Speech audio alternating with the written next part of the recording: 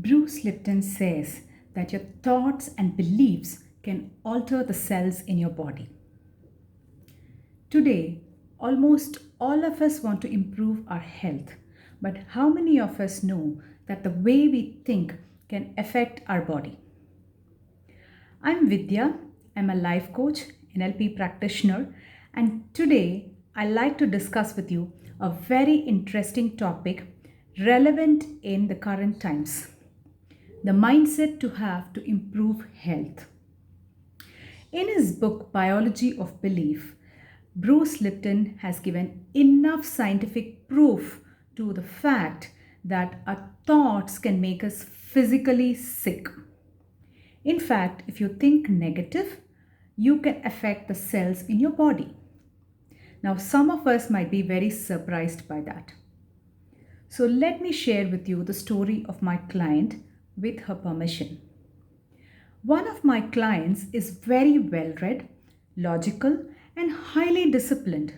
She has the perfect food plan, does not miss exercise for a single day, and her mother is a dietitian. In spite of all this, she's been going through some health issues for the past 2 years. When I spoke to her, I realized that everything is perfect in her world except for her thoughts. Her thoughts about her health are very negative. She thinks, will I be able to get well? What if the test reports come out positive? What if this health problem is resolved and something else comes forth? And so on. The thoughts that you think in your mind are like a program, and the feelings that you feel is like the output of a program. So if you think negative, the outputs will be that of stress, anxiety, fear, etc. So what should you do to change this? You must reprogram your mind with positive. You must reprogram your mind to think, I'll be all right. I'm destined for great health. My health will improve day by day, and so on. When you reprogram your mind repetitively with such kind of thoughts, then you will find that your feelings will also change to one of optimism and hopefulness. From such a space, you will be able to see great health improvements.